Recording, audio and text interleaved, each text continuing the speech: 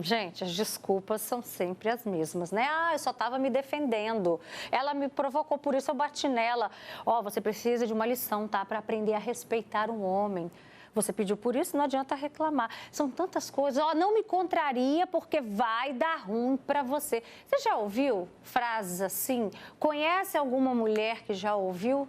Esse é o nosso assunto de agora. Participa com a gente do nosso bate-papo, e daqui a pouquinho vão ter mais casos também, tá? Tem famosos também aí envolvidos nessa história de violência contra a mulher. E a gente vai debater aqui no programa esse assunto com a Camila Lopes, que também já foi vítima. Daqui a pouquinho ela vai contar pra gente a história dela. Obrigada, Cá, pela sua participação. A doutora Jéssica, ela é advogada, vai explicar pra gente o que fazer depois de uma agressão, como é que você pode se proteger, como é que é solicitada essa medida protetiva. E o Patrick Barbosa também está aqui para explicar para a gente sobre os impactos na vida de uma mulher e por que os homens insistem em se comportar sempre dessa mesma maneira. Obrigada pela presença de vocês. Camila, olhando o que aconteceu com essa mulher que era casada, né, casada com um empresário, você já viveu exatamente isso na pele, né?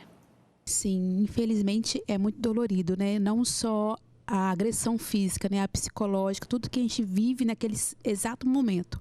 É uma sensação de impotência, é uma sensação de humilhação, é o mix de sentimento que a gente sente mais frágil do que a gente somos, né? Mas é muito complicado por esse caso que a própria família dele, né, apoia a agressão que ele cometeu a ela. Então essa mulher, eu tenho certeza que ela está se sentindo sozinha nesse momento, né? E é onde que ela precisava de apoio, precisava de ajuda, e a maioria das vítimas se sente assim, sozinha, quando passa pelas violências que ela vive. E foi graças aos vizinhos, e é aí que a gente vê o papel, a importância do papel da sociedade, que o final dessa história, doutora Jéssica, poderia por pouco ter sido ainda pior, né? Boa tarde. Boa tarde. É interessante, talvez, dizer que quem está recebendo a maior punição de todas as formas é a vítima, né? Porque nesse caso do pessoal da Faria Lima, ela, além de ser vítima das agressões verbais, das agressões físicas, ela está impedida de entrar em casa, de ter seus próprios bens. Ela ainda pede esse socorro à família, e a família considera que o próprio filho, ali no caso, ainda é uma vítima. Então, ela que está compelida de absolutamente tudo em ter a sua vida, seguir a sua vida normalmente. Mas ela faz essas declarações de que não é a primeira vez, faz o relato de que não é a primeira vez que essas agressões acontecem, vem a público. Eu acho que é importante também pensar além dessa exposição, mas a denúncia, né? A denúncia de todas as formas, criar provas em todos os âmbitos para que essa violência seja combatida. A gente teve mais cedo o caso de feminicídio, né? Nesse caso é agressão física e ela fala de uma agressão verbal também, mas eu acho que a gente teve também essa semana, ontem, um caso do latino, não foi? Que a gente vai mostrar agora aqui. Pois é, que a gente, o latino, inclusive, é interessante a gente destacar porque a violência contra a mulher não tem rosto. A gente está vendo um empresário famoso lá da Faria Lima, que é uma rua renomada ali de empresários voltados para o ramo de finanças, e um cara que a gente estaria, digamos assim, acima de qualquer suspeita, embora ele já tinha ali o histórico de agressões contra ela. A violência, ela não tem face, né? Assim como muitas pessoas falam assim, você escolheu errado o seu parceiro. Não tem, ninguém vem com uma estrela na testa dizendo quem vai ser agredido e quem vai agredir. Mas o que é interessante também nos 3 casos, e ali do feminicídio, da agressão física e do latino, que na reportagem ele fala algo muito interessante, que após um relacionamento de 7 anos, é normal que desentendimentos aconteçam. Não é normal. A gente costuma falar sobre o violentômetro. O violentômetro, ele possui fases, estágios. O primeiro são essas agressões verbais, é a violência psicológica. Vamos, inclusive, ver o trecho do vídeo dele? Vamos ver como é que foi essa história toda aí, porque nesse final de semana, a ex-mulher do cantor latino, a Rafaela Ribeiro, também denunciou, né? Como a doutora Jéssica contou aqui agora pra gente, já adiantou, ela denunciou o cantor nas redes sociais por agressão e postou trechos de uma das brigas do casal. Vamos ver. E eles sempre vão tentar te atacar ali. Então eu já ouvi as coisas mais absurdas que vocês possam imaginar. Mas depois a pessoa vinha muitas vezes e pedia desculpa e falava que a pessoa mesmo falando, eu não te mereço, não sei o quê, muita coisa. No final eu tô falando de quase 7 anos. Só que os últimos meses, eles pioraram absurdamente. Os últimos 12 meses tiveram momentos horríveis que vão estar a seguir. Ana, agora é santa. Eu vim tranquila. Implica, cria problema na cabeça dos outros e depois sai com uma pobre coitada. É assim que as mulheres fazem com os homens. Vocês são tudo um bando de bosta. Entendeu? É isso que vocês fazem. Até o cara ficar louco e dar um monte de tiro e morrer e sair sacudindo essa toda. Por isso que os caras ficam loucos. Que o cara resolve ter BO. O cantor se defendeu das acusações. Vamos ouvir a versão dele. Gente, eu nego todas as acusações que foram feitas a mim. São acusações graves e exatamente por isso serão respondidas onde é que tem que ser respondidas, ou seja, perante as autoridades, por meio dos meus advogados, inclusive doutor Adib, doutor Marcos, que estão à frente desse processo. Sempre reconheci publicamente a Rafa e sua família, eu acolhi como se fosse minha, porque acreditava na história que estávamos construindo juntos. Não vou ficar aqui conduzindo minha defesa pelas redes sociais, não vou ficar expondo a minha intimidade por aqui.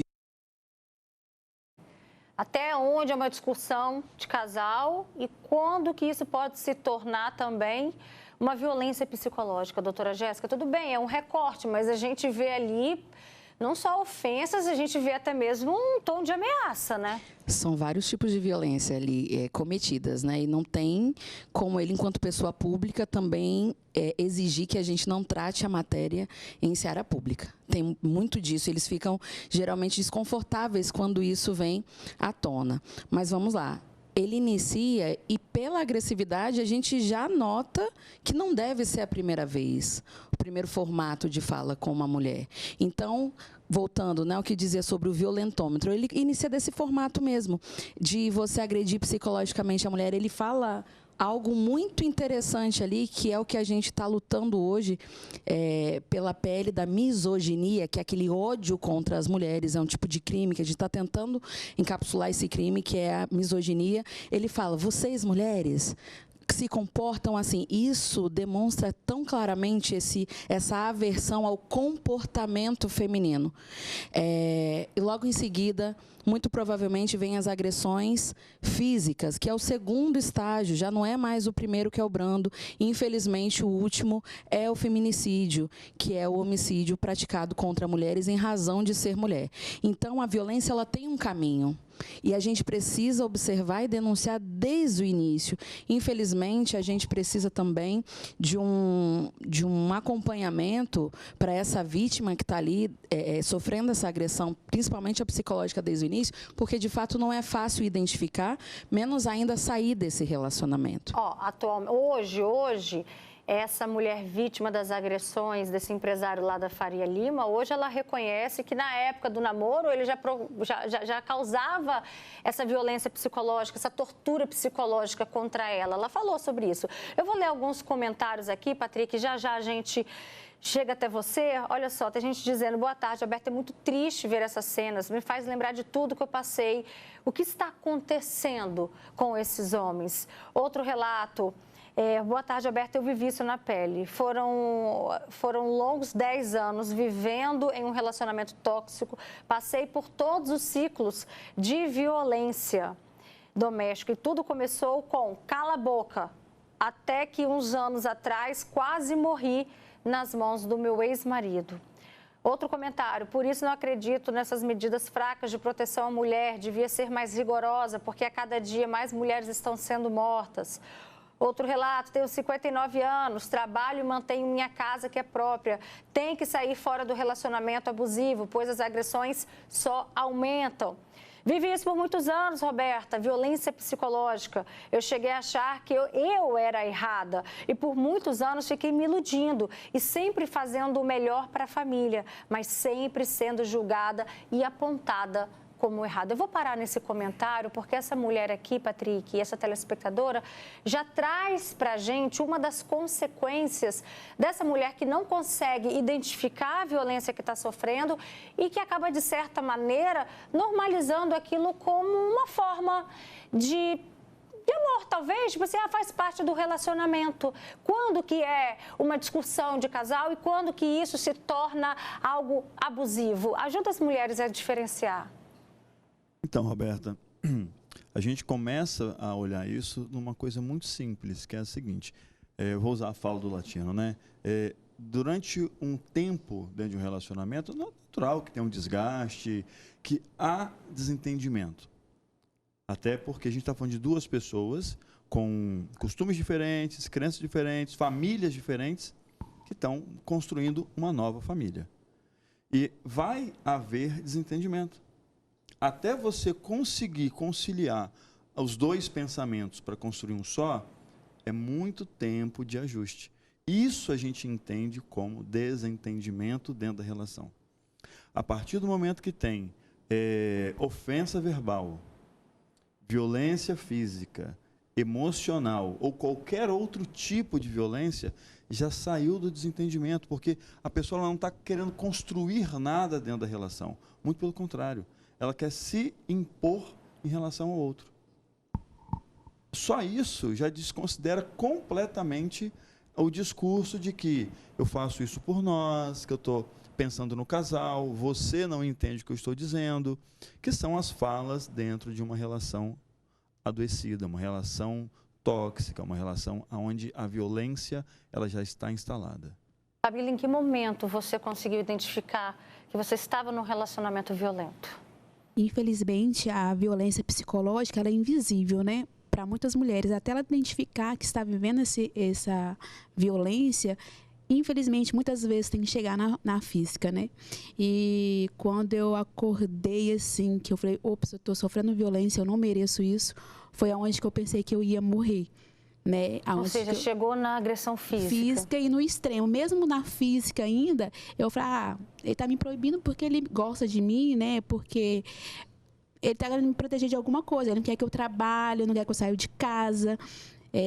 Foi uma vez que ele tentou me matar, né? Tentou enfiar a faca na minha barriga. Eu falei, para mim agora é o fim. Agora que eu fui identificar que eu estava vivendo na violência, né, ao extremo, foi aonde que eu dei o primeiro passo e praticamente fugi de casa. Depois que você deu esse primeiro passo, o que foi mais difícil na sua vida? Porque muitas mulheres têm medo desse primeiro passo. Às vezes fica ali por dependência financeira, porque não trabalha, né? E sabe muito bem como é que é duro você dar conta de casa, de criança e ainda assumir uma responsabilidade no ambiente de trabalho. Às vezes não dá conta. Ou então a dependência emocional. O que para você foi o mais difícil na hora de recomeçar e que mesmo assim você viu que é possível? Quando eu olhei e tive que abandonar tudo, né? Como eu falei para você, eu praticamente fugi de casa. Então, eu tive que recomeçar do zero, né? Graças a Deus, minha mãe não sabia da violência, ninguém sabia. Quando eu relatei para ela, foi quando eu já estava caminhando. Então, é muito difícil você recomeçar do zero. E foi aonde que eu comecei a dar o primeiro passo, comecei a trabalhar, comecei a ter minha dependência financeira, né? Eu tinha só o meu filho Matheus na época, foi aonde que eu fui dando um passo de cada vez e conseguindo me erguer cada dia mais. E olha, um estudo recente, gente, do Instituto Patrícia Galvão e Locomotiva, revelam que o medo que a mulher ainda tem de denunciar a violência doméstica, né? E que essa denúncia só é feita quando essa vítima se sente assim, no limite. Entre os maiores obstáculos para acionar as autoridades estão o medo de represálias ou falta de proteção, isso representa 68%. A sensação de impunidade dos agressores, 56% das mulheres têm medo dessa impunidade. E a lentidão da justiça, 39% das mulheres relatam isso também como empecilho para tomar essa decisão, essa medida de sair do relacionamento. a percepção de ineficácia do sistema é muito preocupante. 80% das mulheres avaliam que a legislação não funciona na prática como deveria. E apenas 41% consideram que as forças de segurança estão preparadas para fazer um atendimento adequado. Doutora, esse sentimento é legítimo? Vai lembrar que a gente está no Agosto Lilás, né? Celebrando esse ano os 20 anos da Lei Maria da Penha. E com o advento da Lei Maria da Penha, surge um mecanismo de medida protetiva, que de fato ela ainda passa por processos de aprimoramento, atendendo justamente a demanda desses dados que eles trazem para nós. Porque, de fato, a justiça ela precisa de provas. O próprio Latino, ele fala que a justiça não se faz em achismos. E quando ele fala isso, essa fala vindo de um homem, retrata justamente essa sensação de impunidade que o próprio agressor tem e, de fato, essa sensação de impunidade que a vítima também possui. Então, quando a gente precisa mudar essa percepção da mulher, né? A gente precisa mudar a percepção porque é de responsabilidade de todos o combate ao crime de violência doméstica. Mas desse medo dela denunciar em especial? Mais que isso, porque sair da violência psicológica, né, doutor, é muito complicado. Mas aí a gente consegue pensar quem a gente consegue trazer para dentro da nossa rotina para ajudar na produção de provas. O caso da Faria Lima, por exemplo, tinha o vigilante.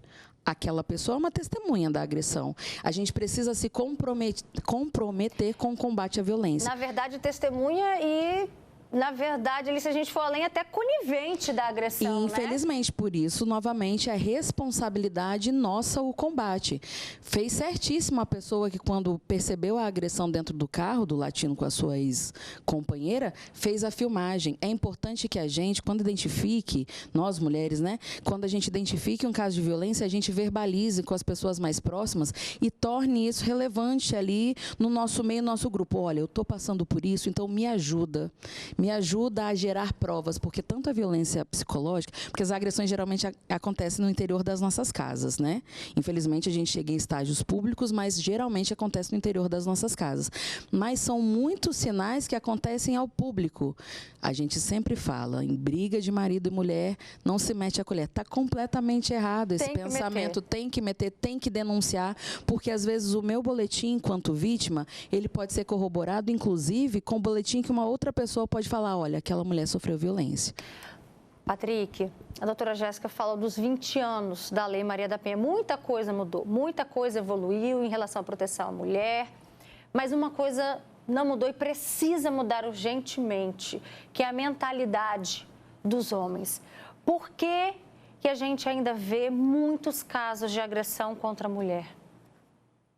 Na verdade, Roberta, se a gente parar e fizer uma análise histórica bem rápida, nesses 20 anos nós tivemos o início, uma diminuição, aí chegou num platô, né, onde os casos eles ficaram ali estabilizam, né, os números. E agora a gente volta a ver esse aumento. Esse aumento ele se dá, acredito, por dois fatores. Primeiro, que sim, a exposição, a gente está vendo muito mais gente falando, e, infelizmente, a questão da impunidade. Então, assim, não é a primeira vez que a gente vem aqui para falar sobre violência contra a mulher, casos de pessoa agredindo aqui no estado mesmo, né, numa festa, no carnaval, agredindo uma pessoa no estacionamento de um supermercado, policial fazendo isso. Já não era a primeira vez que ele fazia isso, não era a primeira companheira que ele agredia. E a gente vai vendo essa recorrência de pessoas que têm o mesmo comportamento, que não tem nenhuma tratativa jurídica sobre aquela pessoa, e a pessoa repetindo isso com uma nova parceira. A gente vê isso acontecendo o tempo inteiro. Ele muda de relacionamento, mas ele não muda de comportamento. Não muda de comportamento, porque nada acontece com ele. E aí eu, uma pessoa que já tenho esse ímpeto, vejo que o cara ali não acontece nada com ele, eu vou repetir aquele mesmo comportamento. Então, quanto mais a gente fala aqui, infelizmente, né, que a televisão ela tem esses dois viés, né? Por mais que a gente tente conscientizar as pessoas daquilo que está acontecendo de errado, a gente também conscientiza as pessoas que fazem errado de que nada acontece com elas porque o tempo inteiro está se repetindo isso. Infelizmente. Olha, a gente vai encerrar esse bate-papo com um comentário muito preocupante que eu recebi agora. Boa tarde, Roberta. Meu ex tentou me matar na terça-feira passada. Ele me deu uma facada no rosto e na mão. Eu não consigo nem dormir pensando nessa cena muito horrível. Essa mulher aqui precisa de ajuda. Quem conhece essa história, quem sabe de alguma amiga que está vivendo uma situação exatamente parecida com essa, né, ou essa situação especificamente, precisa de ajuda, tem que denunciar, tem que pedir proteção, tem programas do Estado aí também, tem a Casa Rosa. Essa mulher precisa ser afastada desse agressor urgentemente, né? Na verdade, o agressor precisa ser afastado, ela tem que seguir a vida dela. Obrigada, Patrick, obrigada, doutora Jéssica, obrigada, Camila.